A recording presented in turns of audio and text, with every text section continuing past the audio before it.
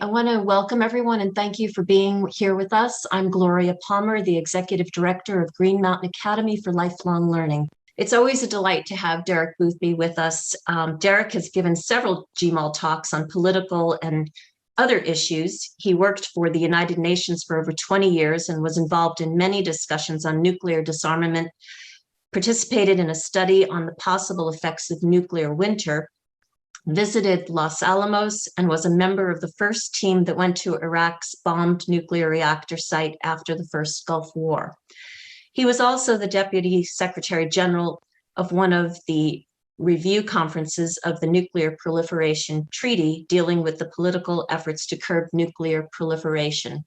Thank you, Derek, for being our guest speaker tonight.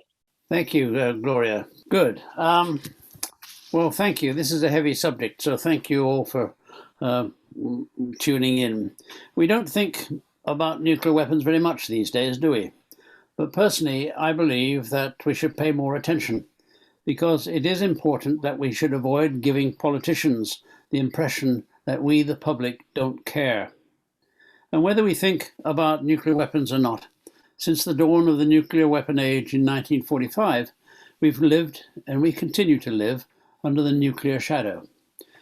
As President Kennedy said at the United Nations in 1961, and it is still true today, he said, "Every man, woman and child lives under a nuclear sword of Damocles, hanging by the slenderest of threads, capable of being cut at any moment by accident or miscalculation or by madness."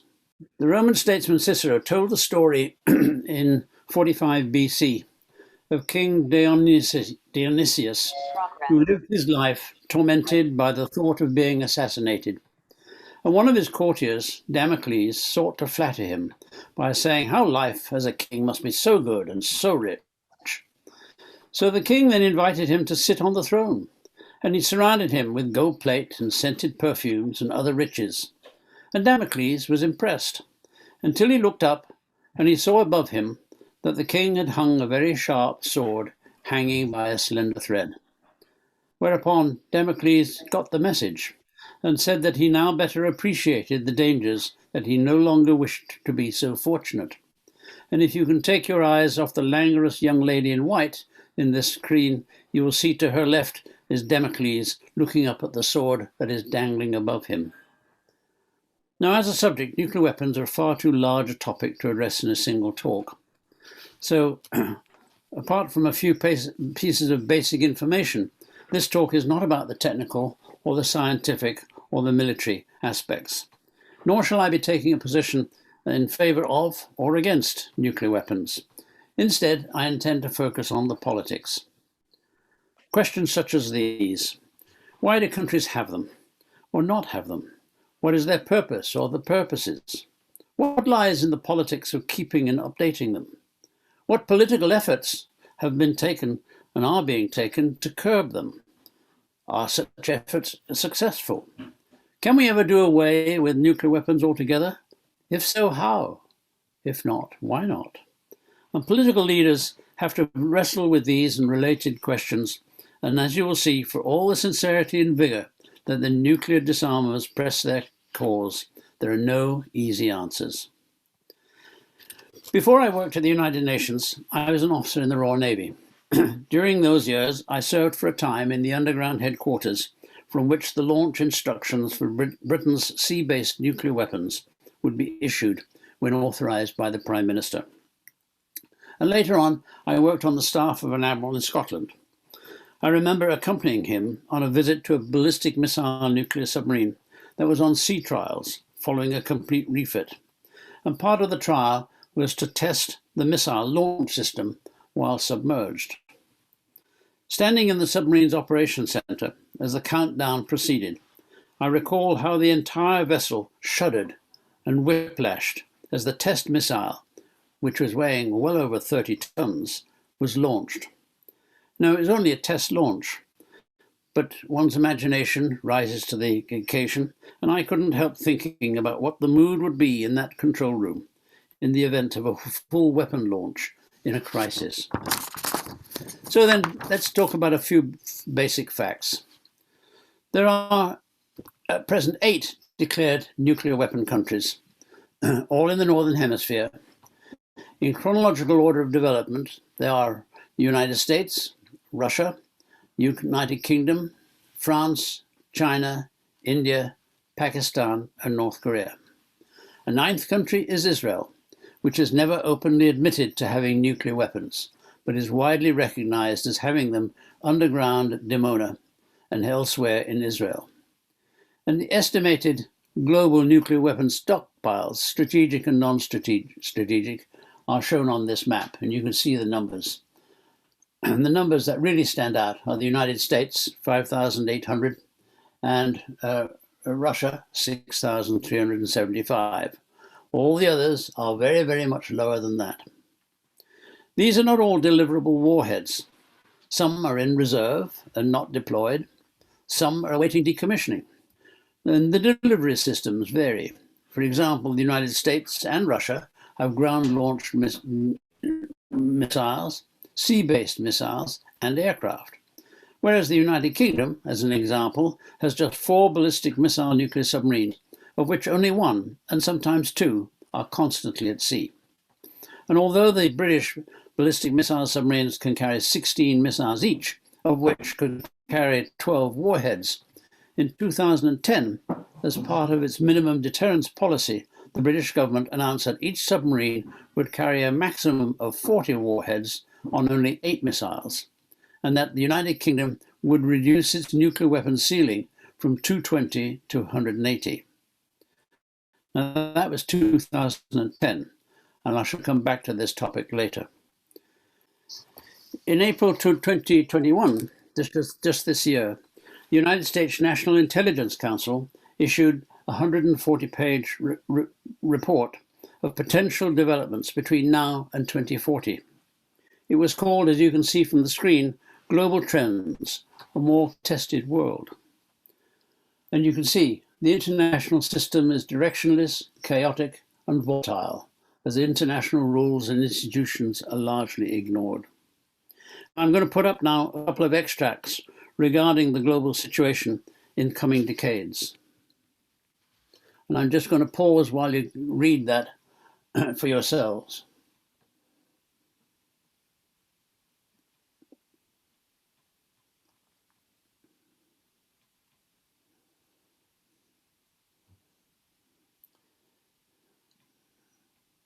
As you can see, countries that have declared their nuclear weapons are adding to or upgrading their arsenals. This is happening, as far as we know, to all of them, all 9 of them.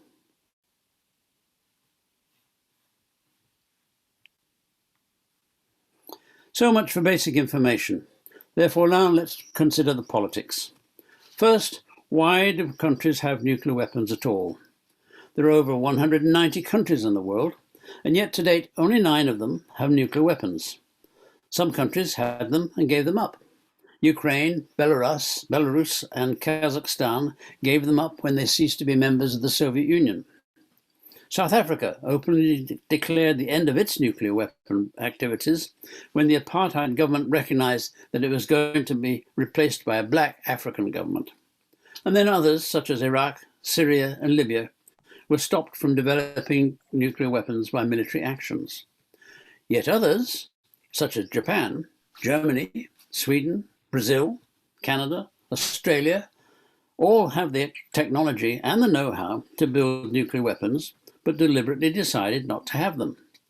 Probably for a number of political reasons, perhaps cost, perhaps the heavy responsibility of keeping them under secure lock and key, perhaps with the events of history in mind, for example, Germany and Japan, or perhaps simply on moral grounds. So why did the 9 originally decide to have them? And here now you can see are probably the main reasons. And once these countries made the political decision and went to the great expense of talent and treasure to design, develop and construct the necessary fissile material production capabilities and the delivery systems and the warheads, they have not shown any inclination whatsoever to give them up. If so many countries have decided for one reason or another to do without nuclear weapons, why then do these 9 still retain them? One answer, of course, might be that the possession of nuclear weapons becomes a status symbol. But the more likely answer is, of course, political, and it concerns the absence of that most important element in relations between countries, namely trust. These countries don't trust. For 8 of the 9, the exception being the United States, the reasons for developing nuclear weapons are unchanged from when they made the original decisions. And for all 9 today, they simply don't trust their potential adversaries. Trust but verify, said President Reagan, in connection with the bilateral Strategic Arms Limitation Treaty with the Soviet Union. But frankly, complete 100% reliable verification of not only the weapons themselves and their command and control systems and where they're stored, but the political intent of the human beings who control in the positions of power is frankly impossible. In the United Kingdom, and less so in France, since the collapse of the Soviet Union, there have been those who have argued that the British and French nuclear weapons are no longer needed, as there is no longer a real nuclear threat from Russia. But such arguments have gone nowhere. Despite the heavy cost of over $40 billion, the United Kingdom is now building a new class of ballistic missile submarines to enter into service in the early 2030s, with a service life of 35 to 40 years. And France has a similar program. So what then have been the declared policies for use of nuclear weapons? Or more accurately, perhaps I should say, the non-use. After all, following 2 horrendous world wars within 30 years in the 20th century, it can be argued that since Hiroshima and Nagasaki, we've actually avoided a 3rd World War, and we've had 75 years of peace between major powers. And some will argue that it has been the very existence of nuclear weapons that has kept the peace between major states. The policy that has underwritten this benefit has been Mutual Assured Destruction, known by its acronym MAD. By this theory, a nuclear attack on a nuclear weapon country would receive a nuclear strike response that would destroy the attacker, or at least inflict unacceptable damage. And the outcome would be a massive nuclear exchange. Is it not a paradox that in order to protect what we hold most dear, we have now developed the ability to destroy each other? And yet, if deterrence works, perhaps it is best not to fix it. On the other hand, MAD has problems. In the first place, it relies on the assumption that all actors are rational and would never make a decision to conduct a first strike that would attract a disastrous response. Now, how reliable can that assumption be? Secondly, maintaining a reliable deterrent response means keeping a number of nuclear weapons at a high state of readiness, which in itself then raises the possibility of a miscalculation or an accident. And thirdly, there is the matter of morality and the politics. Having developed a weapon capable of such death and destruction, how immoral can it be not to seek its eradication?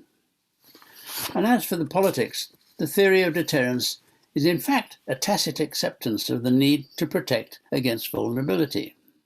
And after all, the most important responsibility of any national leader is national security. So from time to time there have been suggestions that a low-yield nuclear weapon might be used as a sort of slap on the wrist to discourage an attacker from conducting a conventional war.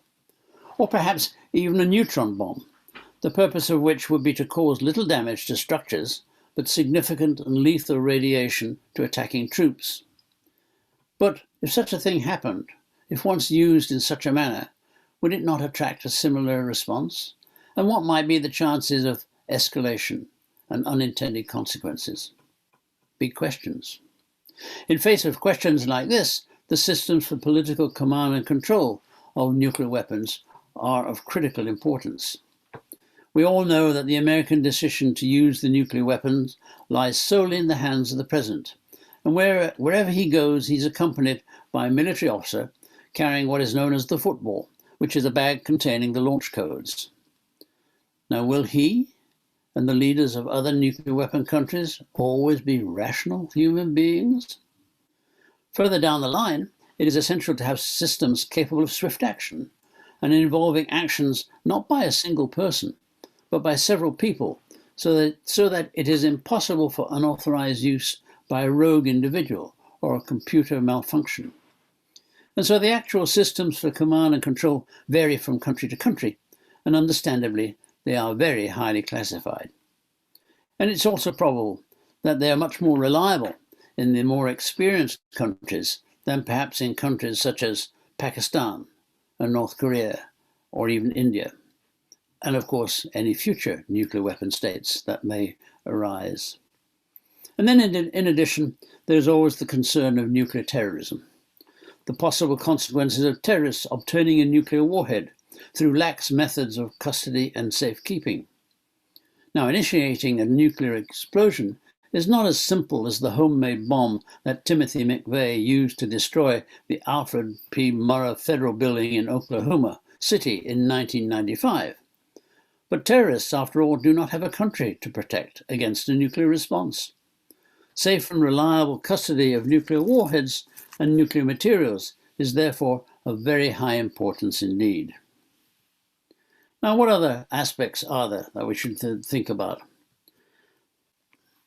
Important elements of the politics are what are known as security assurances. And there are two basic types, as you can see here: positive security assurances and negative security assurances. And a positive security assurance is a commitment by a nuclear weapon state to provide a security umbrella to a non-nuclear weapon state that it will come to its aid if attacked. Thus, for example, the United States has given such assurances to Japan and South Korea. And by giving such assurances to those countries, it discourages both Japan and South Korea from developing their own nuclear weapons. A negative security assurance is a commitment by a nuclear weapon state that it will not use its nuclear weapons against any non-nuclear weapon state that is fully in compliance with the Nuclear Non-Proliferation Treaty. So these two types of security assurances are very important. And then there's no first use. Since the early years of the nuclear age, there have been persistent efforts to curb nuclear weapons and ideally eradicate them altogether. For many years, it has been proposed that all nuclear weapon states should at least formally adopt a policy of no first use. If every one of the 9 made such a commitment, it would effectively keep the Damocles sword in suspense forever. But then we come back to the matter of trust. How can one really trust that one's opponent will keep his word? And no first use also carries with it the possession of sufficient non-nuclear military capabilities to be able to withstand a non-nuclear attack. China has a no first use policy, and it is believed that India has one as well. Russia had a no first use policy, but cancelled it in 1993, and went further in 2010 by declaring that it reserved the right to use nuclear weapons in response to any attack using weapons of mass destruction, and, quote, also against a large-scale aggression with conventional weapons in a crisis situation where the national security of the Russian Federation is at stake, unquote. Russia is known to plan and exercise the possible use of low-yield tactical weapons. The United States declines to adopt no first use, but has been ambiguous and has carefully avoided any clarity, and it never has drawn any red line on what kind of crisis situation might trigger a United States nuclear strike. And with Pakistan, Israel, and North Korea, the picture of no first use is deliberately opaque. So, in fact, deliberate ambiguity is part and parcel of the politics of nuclear weapons. Neither have the British and the French made a no first use commitment, but they've taken the position that the numbers of weapons in their nuclear arsenals, something like 150 to 200, are low and intended for minimum deterrence. And in March of this year, the United Kingdom government issued an integrated review of security, defence, development and foreign policy, and announced a change in its British nuclear policy. And I said earlier on that I would come back to the British situation. Instead of reducing its nuclear weapons ceiling from 220 to 180, the British have now announced it will rise to 260. And as far as possible, the use of such weapons is concerned, here's a relevant extract from the report regarding its negative security assurance commitment. And I draw your attention to the final sentence that I put in red. We reserve the right to review this assurance if the future threat of weapons of mass destruction, such as chemical and biological capabilities or emerging technologies that could have a comparable impact, makes it necessary. So it implies that in some circumstances, the UK would consider using nuclear weapons against a non-nuclear threat. Again, deliberate ambiguity. As both UK and France are comparatively small in geography, a nuclear attack on either one could easily result in the complete annihilation of the government very soon, very quickly, before any response could actually be authorized by the leader concerned. So the deterrent itself has to be credible. And on board every British ballistic missile submarine, there is a safe containing a sealed envelope, inside which is an instruction from the Prime Minister. This is a handwritten letter, not a typed, but a handwritten letter, known as the letter of last resort. And it gives the Prime Minister's personal instructions to the commanding officer of the submarine in the event of a devastating nuclear attack that totally destroys the government in London. Those instructions may vary from one Prime Minister to the next. And when a new Prime Minister takes office, the original sealed envelope is withdrawn and replaced, and the new Prime Minister has to handwrite a new letter. No ballistic missile commanding officer knows what those instructions might be, because the envelope stays sealed. Deliberate ambiguity once more. It has been said that nuclear weapons are militarily useless, but politically very valuable. Militarily useless because in their use against another nuclear weapon state would bring a response of unacceptable damage and destruction, but highly valuable politically because, of course, of their deterrent value. But how about limited use on a battlefield? Or in the form, perhaps, of a nuclear warhead on a torpedo, or an anti-ship missile used against an aircraft carrier or other warship, in which there would be no civilian casualties whatsoever. In such an event, would it necessarily warrant a nuclear response, which might itself then lead to a nuclear escalation? The political leaders and their military advisors have to wrestle with questions like these. And the questions themselves change with the advances of technology. And technology these days is moving very fast. For instance, there are now emerging classes of precision strike weapons and hypersonic weapons. Hypersonic weapons are non-ballistic missiles capable of speeds higher than 5,000 miles per hour, several thousand miles per hour. Speeds like this sharply reduce reaction time, in which to detect and make the necessary political and military decisions. And in turn, they then mean that political decisions on the appropriate reaction have to be taken in advance of the eventuality. But what actions those advanced decisions might authorize are yet again deliberately cloaked in political ambiguity. So now let's think about proliferation. Given all these and other problematic questions, it is worth looking at the possibilities of nuclear weapon proliferation. There are two types. There is vertical proliferation, meaning increasing numbers of nuclear weapons amongst the existing 9 nuclear weapon states, and then horizontal proliferation, meaning more countries acquiring nuclear weapons, so it goes from 9 to 10 to 12 or however many. And the good news is that the global total of nuclear weapons has actually decreased significantly in the past 35 years. From an estimated total of some 70,000 nuclear weapons in 1985, the total, as I showed you earlier, is now less than 14,000. The possibility, however, of horizontal proliferation remains. Do more countries want to join a nuclear weapon club? If so, why? And how can proliferation be politically discouraged? In 1963, President Kennedy said that he was, quote, haunted by the feeling that by 1970 might be 10 nuclear powers instead of, and by 1975, 15 or 20, unquote.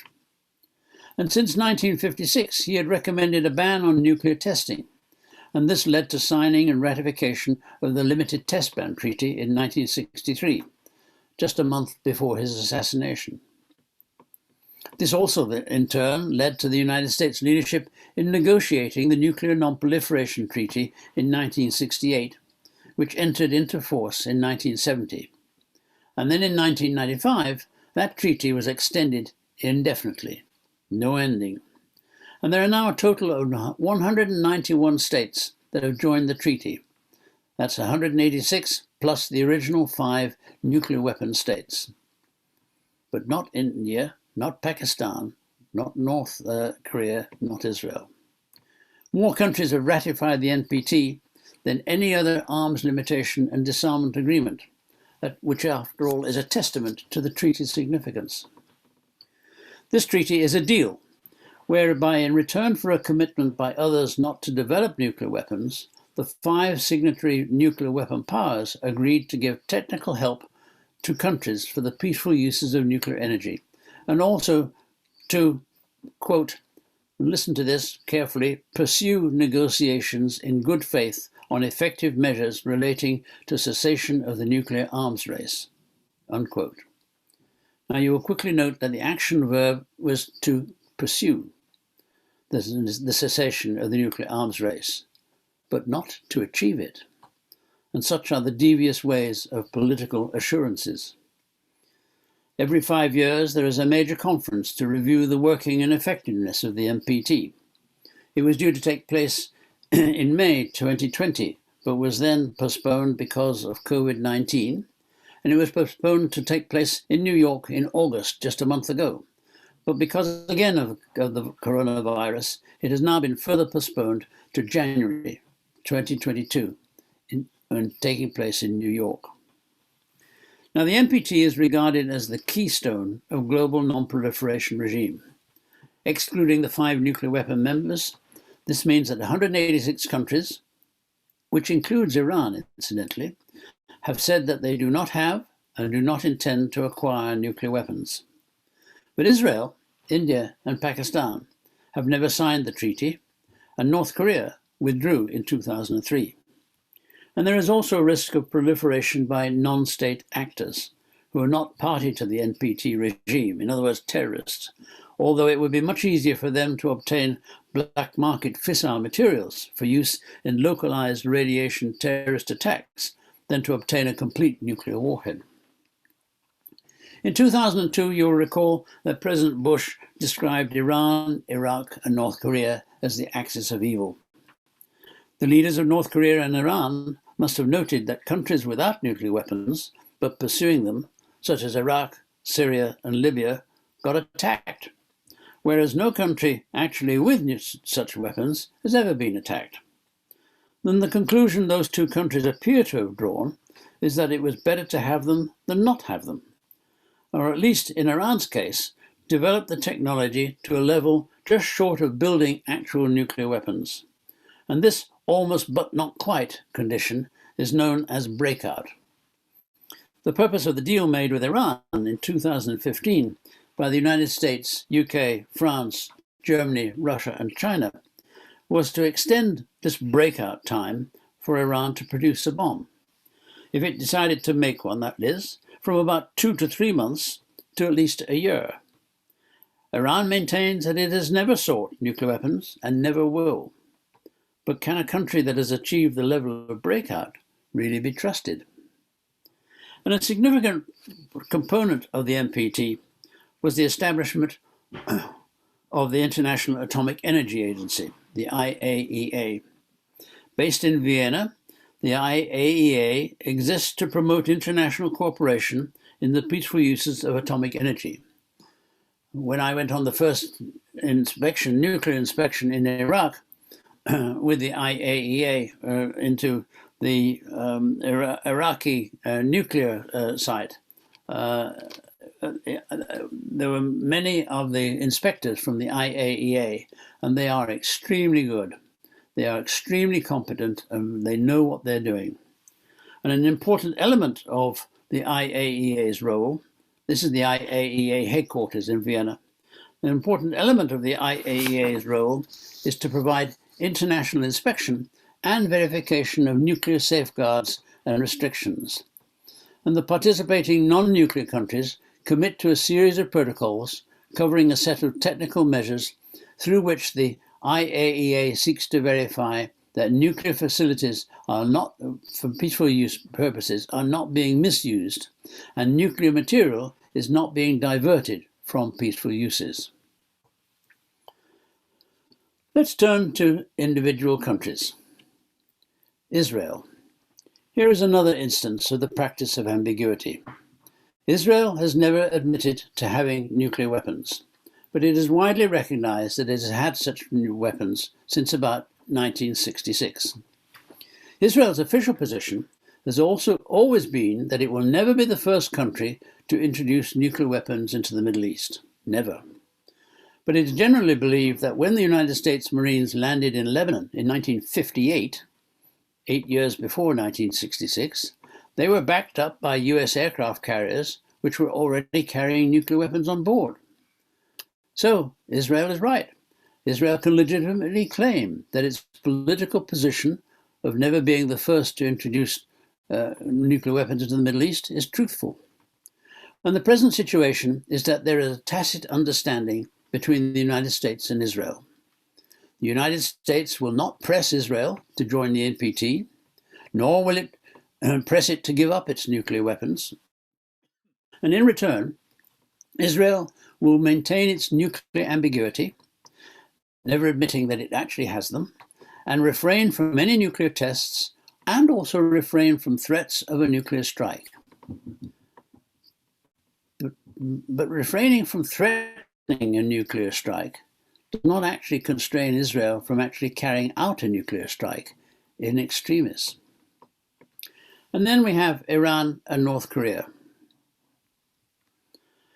Under the terms of the Joint Comprehensive Plan of Action and the Iran deal, the IAEA is responsible for carrying out 24/7 inspections of Iran's nuclear facilities. And these inspections are done some on site by experts or by sealed cameras. However, as we all know, President Trump scorned the deal. In May 2018, he announced United States withdrawal and imposed severe sanctions on Iran. And among other complaints, the United States accused Iran of cheating and demanded that the inspections should be allowed anywhere in Iran at all and on short notice. And inspections like that are inevitably a political issue that is highly sensitive. Every country is acutely conscious of its sovereignty and has secrets in areas that it wishes to keep away from prying eyes. So the idea that Iran would allow inspections wherever inspectors wanted to go was never going to be a starting position. And indeed, there are many areas in the United States that are off limits to the American public, let alone for foreign inspectors. So in response to the American withdrawal, Iran blocked access to the IAEA inspectors. And since 2018, Iran has recommenced enriching uranium above the level agreed in the deal, which I believe was something like 3.5%. Weapons grade enrichment has to be something over 90%. So there's a big gap between 3.5% and 90%.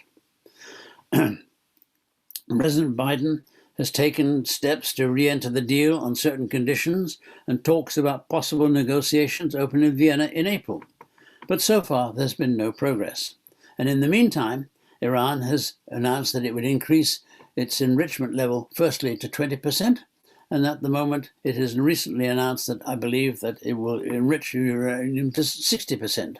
That's still not weapons grade, but the work that is needed to go from 60% to 90% with all the cascade of centrifuges that Iran has could be very quick. So with the election in June of a new president in Iran, who is known to be a hardliner, the prospects for making progress do not actually look good.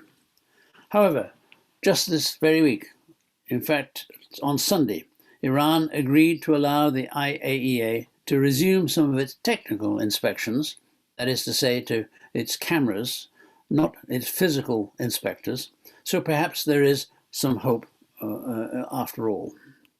The politics of all this are very intricate. Israel has said that it will never allow Iran to develop a nuclear weapon, and in the past has shown willingness to launch a military attack on nuclear facilities, as it did in Iraq and Syria. Not a nuclear attack, but a military attack of non-nuclear weapons, as it did in Iraq and Syria. Now, an Israeli attack against Iran would plunge the region into another war, and the United States would inevitably be drawn in. And this would be a turn of events with unpredictable consequences, and I'm sure that Washington would want to avoid that virtually at all costs. Another development that the United States and other members of the NPT want to avoid is the prospect that if Iran did develop a nuclear weapon, Saudi Arabia would probably also take the nuclear route. So the possibility of Iran developing a nuclear weapon raises the possibility of horizontal proliferation that I mentioned before. And as for North Korea, since its first nuclear test in 2006, its development of nuclear weapons and delivery missiles has created much concern, particularly concern to South Korea and Japan. President Trump called on Kim Jong-un to denuclearize North Korea. Denuclearize, meaning give up his nuclear weapons altogether. President Biden has a similar policy. But frankly, from Kim Jong-un's point of view, why should he do that? They are, in fact, his best protection from being attacked by the United States and South Korea. Any negotiation short of denuclearization, such as, say, a freeze on further development, would have to involve highly intrusive, nationwide verification measures, which Kim Jong-un would never accept. He has enemies both outside and inside his regime, both internal and external, and he must demonstrate power and strength in both directions. Now, personally, and this is purely a personal view, I think that Kim, like any authoritarian leader, knows that if he ever lost power, he would never regain it. He also knows that if he ever used his nuclear weapons in a first strike, North Korea would suffer a very heavy response, and he would certainly lose power. He wants to maintain his regime, and like most authoritarian leaders, he wants to die in his bed. So politically, rather than agree to give up his nuclear weapons, I think it's far better for him to keep them as a deterrent, and that is why there will probably be no progress on denuclearizing North Korea. So what other efforts have there been to constrain the proliferation of nuclear weapons? One of the most successful has been the establishment of nuclear weapon-free zones. These have resulted in there being no nuclear weapons deployed on land in countries in the Southern Hemisphere. All the 9 nuclear weapon countries are in the Northern Hemisphere. And on this map, all the blue areas show the areas that are nuclear weapon-free zones, will all have been agreed by treaty. In the red areas are the countries that actually own nuclear weapons, and the other color are either allies of the countries, the nuclear weapon states, or countries that basically do not have a nuclear weapon-free zone. So, for instance, Saudi Arabia, Iran, Iraq, and the Middle East. A nuclear weapon-free zone is a region in which countries commit not to manufacture, not to acquire, not to test, or to possess nuclear weapons. And there are, in fact, 5 such zones, all of them established by treaties. Latin America, that includes Mexico and South America, was covered by the Treaty of Tlatelolco in 1967, the South Pacific by the Treaty of Rarotonga in 1985, Southeast Asia by the Treaty of Bangkok in 1995, the whole of Africa by the Treaty of Pelindaba in 1996, and Central Asia by the Treaty of Semipalatinsk in 2006. And then there are also other treaties and declarations banning the deployment of nuclear weapons in Antarctica, at the bottom there you can see is blue, Mongolia, and on the seabed or in outer space. Each nuclear weapon-free zone treaty has a protocol for the 5 nuclear weapon states to sign and ratify if they so decide. However, those states have declared that in recognizing the nuclear weapon-free zones, they reserve the right to use nuclear weapons in certain scenarios. For example, the United States signed the protocol for the African nuclear weapon-free zone in April 1996, but with a declaration that it would reserve the right to respond with all options, implying possible use of nuclear weapons, to a chemical or biological weapon attack by a member of the zone.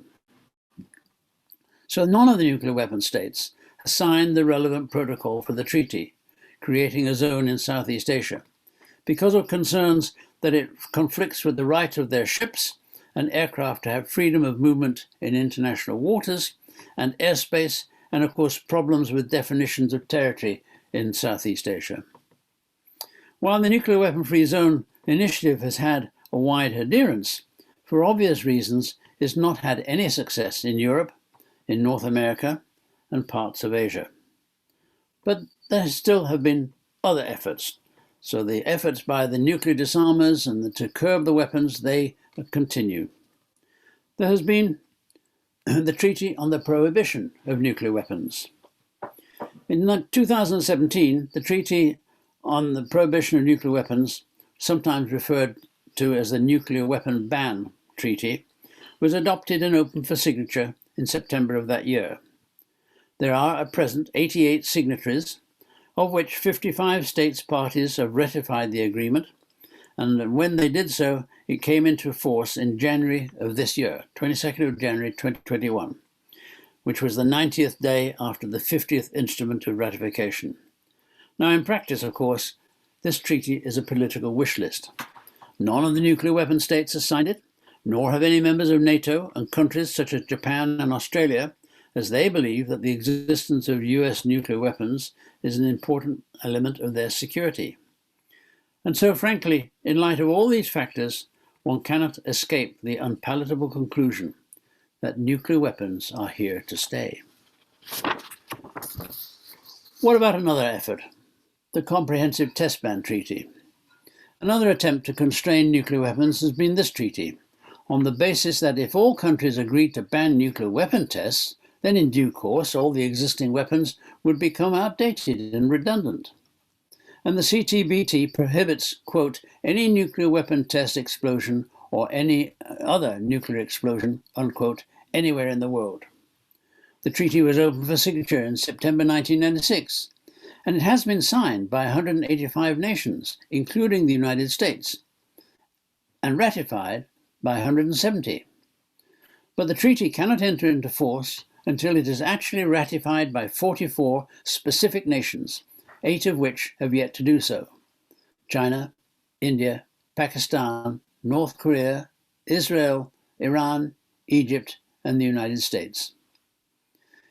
Here's a chart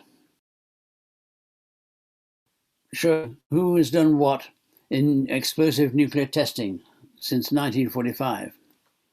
There have been over 2,000 nuclear tests above and below ground. The Soviet Union's latest test took place in 1990. The UK's 1991, the United States in 1992. So these are a long time ago. India and Pakistan tested in 1998, North Korea in 2017. As far as is known, Israel has never conducted a full nuclear test, although in September 1979 there was an unexplained flash in the South Atlantic which was detected by a US satellite, the Vela satellite, which may have been the test of a nuclear trigger mechanism carried out by Israel and South Africa. However, technology has advanced so much that the reliability of existing warheads and the design of new ones can now be done by sophisticated methods that do not in fact require explosive testing. And although the test ban treaty itself is not in force, the CTBT organization has a worldwide and very comprehensive monitoring system, which is able to detect any underground nuclear explosion and differentiate such an event from an earthquake or a dramatic geological movement. The very existence of this global system curbs covert nuclear testing. And here's a map which shows how widespread these monitoring facilities are, truly global. So except for these valuable monitoring functions, the CTB, however, is at present in suspended animation. It's neither getting any better, nor is it getting any worse. So then, where do we go from here? We're now on the threshold, perhaps we've already crossed it, of a new stage of nuclear weapons and their delivery systems. The current policies of the United States were set out in the Nuclear Posture Review of February 2018, and there is no reason to believe that they are different under the Biden administration. The United States Strategic Triad is composed of ground-launched ICBMs, ballistic missile submarines, and aircraft. The review describes the comprehensive program of modernization of weapons, delivery systems, and flexible capabilities required to address current and developing security threats. And it also gives the policy approaches to arms control efforts. Here is the review description of US policy on the use of nuclear weapons. And I'll pause while you read that. It's important to understand what that policy will be.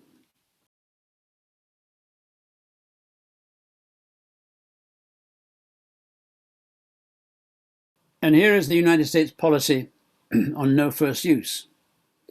Note the reference in the to the word ambiguity in the second sentence. It remains the policy of the United States to retain some ambiguity regarding the precise circumstances that might lead to a US nuclear response. Here is the US attitude towards the Comprehensive Nuclear Test Ban Treaty and the US position regarding the treaty and the prohibition of nuclear weapons. You see this opening sentence here. It is important to recognize that the Nuclear Weapon Ban Treaty is fueled by wholly unrealistic expectations of the elimination of nuclear arsenals without the prerequisite transformation of the international security environment. In other words, nuclear weapons are here to stay. As I've mentioned, the United States is at the beginning of developing a new family of warheads. In addition, in November 2020, the United States Navy announced the beginning of a new 12-ship class of ballistic missile submarines, the Columbia class, with a $9.47 billion contract with General Dynamics Electric Boat. That contract provides for the full construction of the lead boat, USS Columbia, as well as advanced procurement money for the second boat, USS Wisconsin. By the second half of the 2020s, it is expected that the United States Navy will buy one per year. And these vessels of over 20,000 tons displacement, they're large ships, and almost the length of 2 football pitches, will carry upgraded Trident missiles with new warheads. I've also already mentioned the construction program for 4 new ballistic missile submarines for the British nuclear deterrent. The French replacement program will follow a few years later. And in 2020, Russia's first Borei-class SSBN, that's the one at the bottom of this chart, entered service after several construction problems and long delays. These boats are just over half the size of the United States Columbia class, but together with modern ICBMs, they will continue to be the tip of Russia's nuclear spear. At present, according to the Pentagon's annual report on Chinese military capabilities, China is significantly behind in its sea-based nuclear deterrent force. Nevertheless, it is expected that the growth and size and sophistication of the Chinese ballistic missile submarine fleet will continue. So how about SALT and START? During the Cold War, the United States nuclear arsenal contained many types of delivery vehicles for nuclear weapons, including short-range and medium-range missiles, aircraft and artillery. These were considered to be non-strategic and for battlefield and tactical use. By 1990, just before the end of the Soviet Union, the United States had more than 12,000 nuclear warheads deployed on 1,875 strategic nuclear delivery vehicles. And these were all in addition to the non-strategic nuclear warheads. Since the late 1960s, both superpowers have recognized that political action is needed to restrain the arms race in strategic weapons. And under assault, the following 30 years, following the 1960s, saw a complex of agreements. The Treaty on Anti-Ballistic Missile Systems, the Interim Agreement and Protocol on the Limitation of Strategic Offensive Weapons, and the SALT II Treaty that put limits on heavy bombers and the total number of strategic launchers. In 1982, negotiations opened under the name of the Strategic Arms Reduction Talks, START, and in due course a number of agreements were made. In 2009, President Obama and the Russian President Medvedev signed a new START which limited the two parties to 1,550 deployed nuclear warheads, 700 deployed intercontinental ballistic missiles and nuclear-capable bombers, and a total of 800 deployed and non-deployed launchers. The expiry date of that START was set for February 2021, and it was agreed that both countries would look to extend the treaty. In October 2018, however, the Trump administration announced the US withdrawal from the Intermediate Range Nuclear Forces Treaty, in part to facilitate a US counter to the arms buildup by China, which was not a party to that particular treaty. In May 2020, President Trump announced that the United States would withdraw from the Open Skies Treaty, which since 1980 had allowed the nations to fly over each other's territory with sensor equipment to affirm that they were not preparing for military action. And the main reason for the United States withdrawal was that Moscow was violating the Open Skies Accord by not permitting flights over certain cities and certain areas. So by 2020, New START was the sole remaining United States-Russia nuclear arms control agreement. And then in October, just last year, Secretary of State Pompeo told reporters that, quote, President Trump has made clear that the New START treaty by itself is not a good deal for the United States or our friends or allies, unquote. However, the administration changed, and on February the 3rd of 2021, the United States and Russia agreed to extend the treaty by 5 years. That is to say, until February 2026. Among other requirements, the United States has wanted China to be a part of this treaty. But China has clearly indicated that it has no intention whatsoever of so doing, on the grounds that China has less than 1/10 of the number of strategic nuclear warheads of each of the United States and Russia. From the chart I showed earlier in the talk, that China is estimated to have something like 300 nuclear warheads, not several thousand. From recent satellite imagery, the Federation of American Scientists has estimated that perhaps as many as 250 underground missile silos are now under construction in Western China. And so it would appear that China decided to increase its strategic capability. And this is a map of the construction site as envisaged by the Federation of American Scientists. To date, work is proceeding only on about 30, that is to ones which are in red and blue on the right-hand side of the screen. But China's real intentions are not known. They may not construct all 250, and as part of a deception plan, they construct half of them and then leave a number of them empty. That's part of the deception and part of the ambiguity, again, of the politics. So then, in conclusion, how do matters now stand? In 1947, the Bulletin of Atomic Scientists sought to really catch public attention, and that of the politicians, to the dangers of nuclear war. They introduced the Doomsday Clock, the imagery of midnight being the end of the countdown to a nuclear exchange. Over the years, the clock has stood at various minutes to midnight. It's never been further than 10 minutes to midnight. In January 2020, it was moved up to 100 seconds to midnight, which is the closest it has ever come to zero. And this imagery, too, is part of the politics. If this imagery scares you, it is because it is meant to. As one of the first steps after the inauguration, President Biden announced a U.S. readiness to extend the New START for 5 years, and this was welcomed by President Putin. But we need to bear in mind that ratification of any treaty in the United States requires approval by Congress, specifically by the Senate.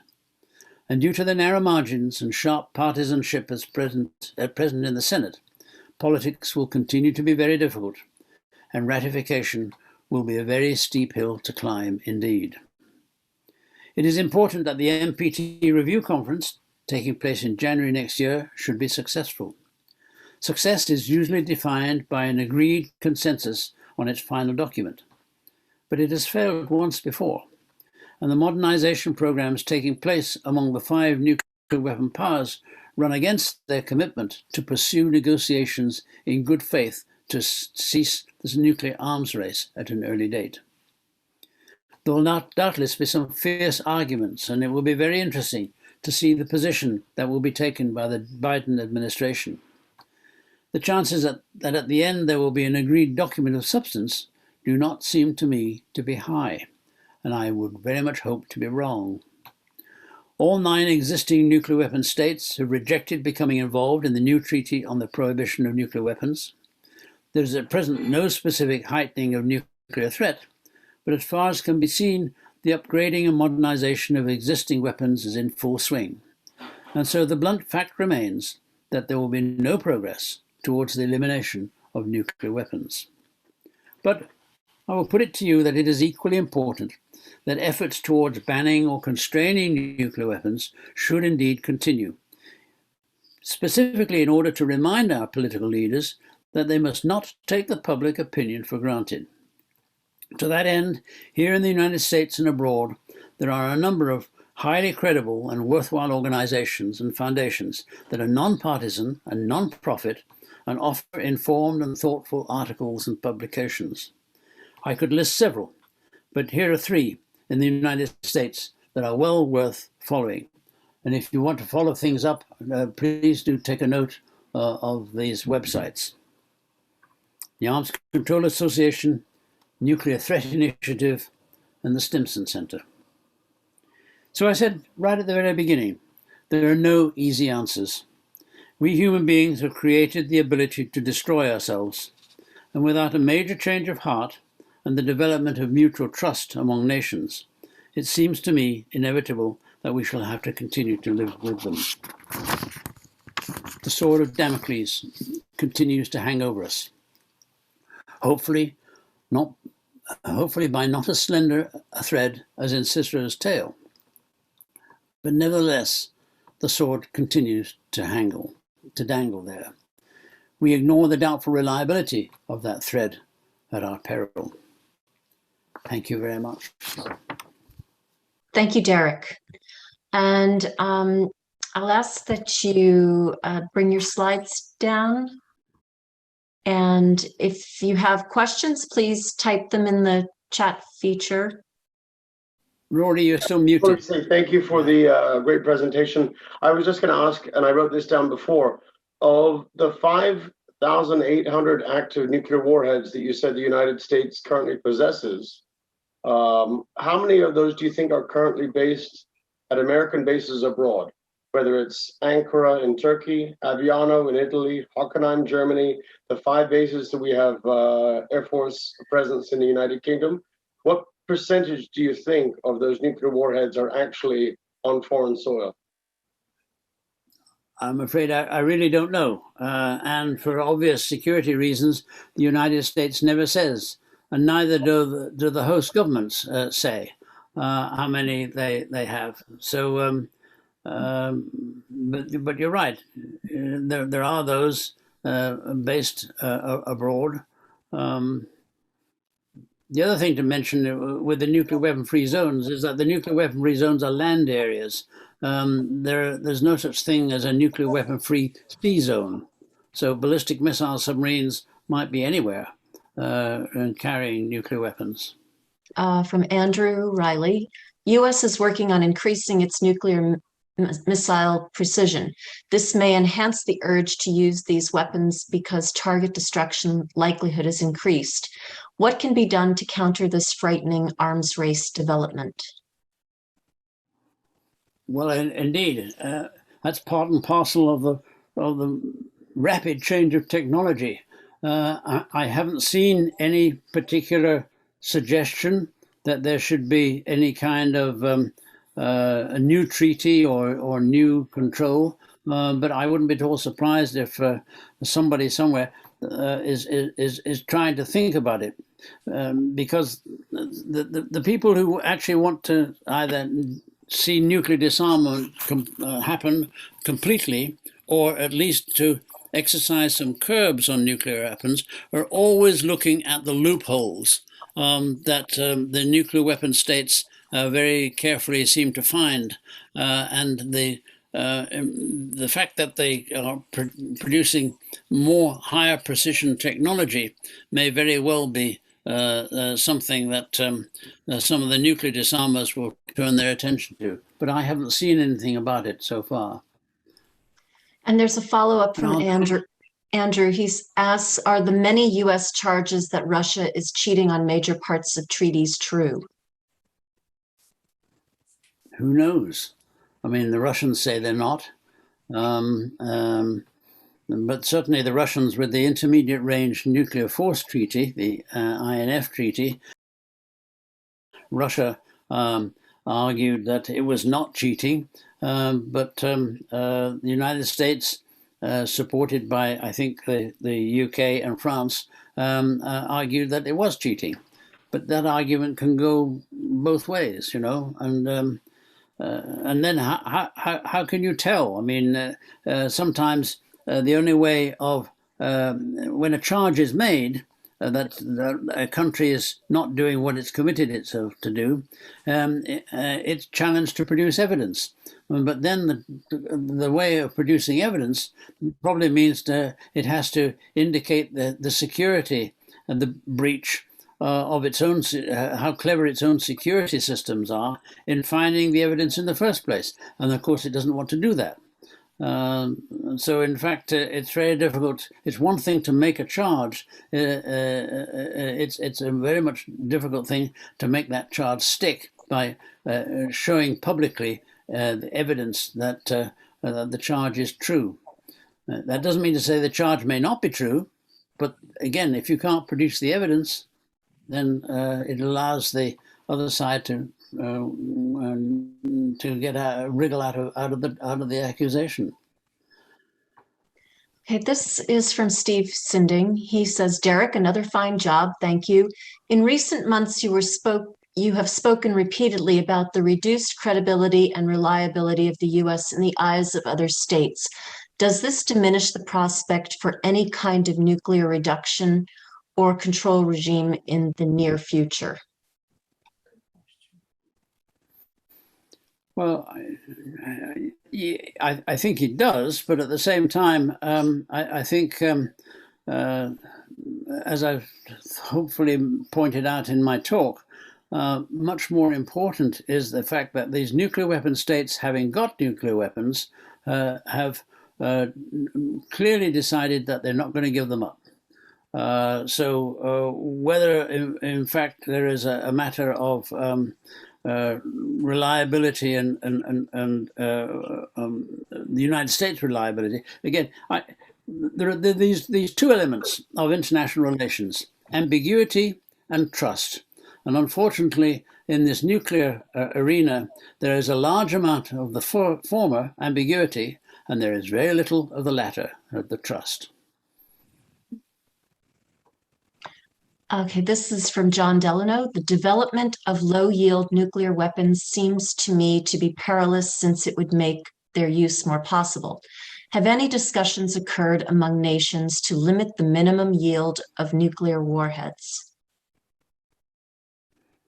Not that I'm aware of. There may have been, but I'm not aware that there have been.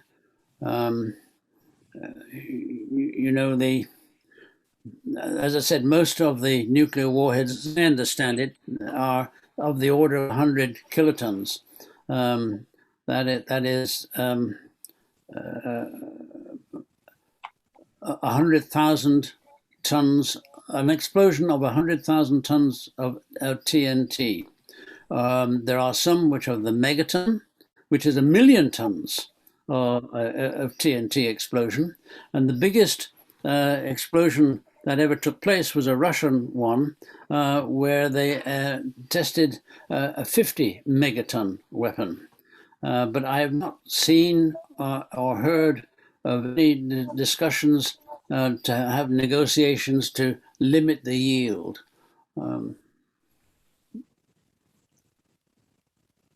Okay, this is from Brian. He says, compliments for coordinating the date of this presentation with today's news story in Bob Woodward's latest book that General Milley surreptitiously undertook steps to mitigate President Trump's possible launch of nuclear weapons in the waning days of his presidency.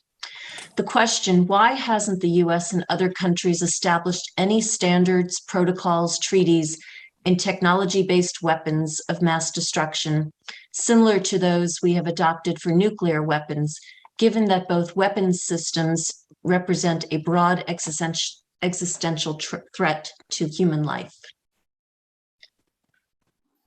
Why hasn't the United States and other countries established standard protocol treaties in technology-based for weapons? Again, I don't have a clear answer to that, apart from the fact that for a treaty to come into force, any treaty, a country can sign, can be a signatory of the treaty, but that doesn't mean the country is committed to the chapter and verse of the treaty until that country ratifies it. Now, ratification in the United States means a positive vote in the Senate. And we all know what the situation is in the Senate, not only as it is, but it has been for quite some time. The United States is very hesitant to enter into commitments, treaty commitments, which are confirmed by ratification. So I doubt whether the United States or any of the other nuclear weapon countries would be willing to establish standards and protocols for technology-based weapons. I think they would just sort of not be prepared to go that far. And certainly, if it was proposed and suggested, I think the issue would never reach the Senate for ratification. No president will put it forward for ratification in the knowledge that it would get a negative vote. It's better not to put it forward at all than to put it forward and have it go down with a negative vote. Okay, this next question's from Ray. In the late 1950s in my hometown of Middletown, New Jersey, there was an explosion of an underground Nike missile site. Several men died, and there was an explosion that shook the area and broke windows in many homes. Do you know of any other accidents at a missile site? Oh, yeah. Oh, yes, there have been. I don't know whether it was that particular one, but there was one particular site when one of the engineers working on it, and he was at the top, and he dropped a wrench down the missile silo, and it caused an explosion, but not a nuclear explosion. There have been nuclear weapons which dropped. There are cases of nuclear weapons being carried by aircraft, and they've been inadvertently dropped. I think there were an occasion when 2 were dropped off the Spanish coast of Rota. There have been occasions when weapons have been dropped even on land in the United States. And the trigger mechanisms, so I had read, the trigger mechanisms were all triggered except the last 1 or 2 triggers that would have caused the bomb to explode. So these things can happen. And I certainly know that there is enormous care taken by all people who handle nuclear weapons to try to make sure that errors don't happen, and of course that things are kept safely under lock and key. So that yes, there have been these occasions, but they are rare. They really are rare, and I think one should recognize that all people handling these weapons, whether they're handling them as live or whether they're being decommissioned, they know what they're doing. They're highly technical, highly knowledgeable, and highly competent engineers, and they do know what they're doing. Okay, Bill Friedman says, thanks, Derek. An incredible amount of information to try to assimilate. If a nuclear strike or exchange should occur, which country or countries do you think most likely to have initiated it or be involved? In other words, where do you think the greatest danger lies? In my view, at the present, in my view, the greatest big question marks, the greatest dangers are Taiwan and Pakistan. Not North Korea, for the reasons that I'd said. I think the leader of North Korea wants to die in his bed. Not Iran. Iran, for all that they are pursuing their nuclear technology, they remain a member of the NPT, and they have said on several occasions that they don't intend to actually develop a weapon. They seek to achieve breakout. Taiwan, however, the United States does not have any specific security agreement to go to the defense of Taiwan. But at the same time, there's always going to be a possibility of there being an unexpected incident between one side or the other, which suddenly escalates. And now, whether it would actually escalate to a nuclear exchange, I think is very doubtful. But you can never tell. Look what happened in the Gulf of Tonkin. Once things start to escalate, it is very difficult to stop that escalation getting to the level of totally unintended consequences. Pakistan, there's always a lot of concern about, does Pakistan have its nuclear weapons safely under lock and key? After all, Pakistan is known to be, Pakistan has had 3 wars with India, which is the reason why Pakistan has its nuclear weapons as a deterrent against India. But Pakistan has never, as I know, has never said to the United States, please come in and tell us how best we can keep our nuclear weapons safely under control. Because to invite the United States to do that, Pakistan would have to indicate what its present situation is and probably where it stores them and how many it has, and Pakistan has no intention of doing that. Now, the trouble with Pakistan is that if they're not safely under lock and key, Pakistan is also the home of one of the shuras of the Taliban.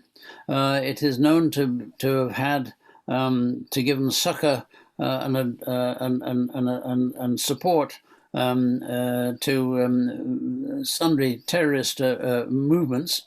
And if, in fact, one of those nuclear weapons or the fissile materials got out and got into the hands of terrorists, then what would happen? As I say, as I understand it, it is not easy to make a nuclear weapon go off. But if fissile materials, highly toxic fissile materials, were to fall into the hands of terrorists, and the terrorist was to put them in a suitcase and put the suitcase in a left luggage locker of Grand Central Station, then you can see what might happen. So the 2 areas that I think in the present situation which cause me most potential concern are Taiwan and Pakistan. Okay. John Delano asks, could you comment on the dangerous scenario involving a launch on warning due to nations' fear of absorbing a first strike? Yes, I mean, this is the concern, and it is particularly the concern with now the development of hypersonic weapons. I mean, there are all kinds of the sheer geographic distance between, say, the United States and Russia with ballistic missiles does give plenty of time for them to be detected and for action to be taken. But launch on warning is something which, as far as I'm aware, the military people are very, very cautious about. They want to avoid situations where there was a launch on warning. There was once an instance, as I understand it, where there was a misunderstanding by Russia, by the Soviet Union, of some action that was being taken by the United States, and it seemed to be starting to initiate a launch on warning. And as I had read, it was only the action by a Russian colonel who basically looked at his screen and looked at his information and decided that in his mind that could not be an American attack, and therefore he himself was instrumental in stopping a potential launch on warning by the Soviet Union. I don't remember when that incident took place, but I know that that did take place. How many years ago? I thought it was about 10, 12 years ago. Yeah. So again, I mean, this accidental launch on warning. This is the reason why the United States and Russia, and one hopes the United States and China, do really have extremely good communication systems. That report that General Milley talked to his equivalent in China, and again, I had not heard that until I read the newspaper report. But you know, military people, generally speaking, military people do not want to start a war. They know what war is about. They know how nasty war can be. They do not want to start a war, and they will try to take all kinds of sensible steps against it. However, of course, they are professionals, and if a war starts, they will then prosecute that war to the best of their professional ability. But themselves, all the senior military people that I have dealt with, both in my British naval time and also my time at the United Nations, you know, they are sensible people. They do not want to start a war, and launch on warning is something that they really want to guard against as much as possible. Bill Friedman asks, how much inspection is carried out of various nuclear programs? Who conducts these inspections, and how thorough and reliable are they? Well,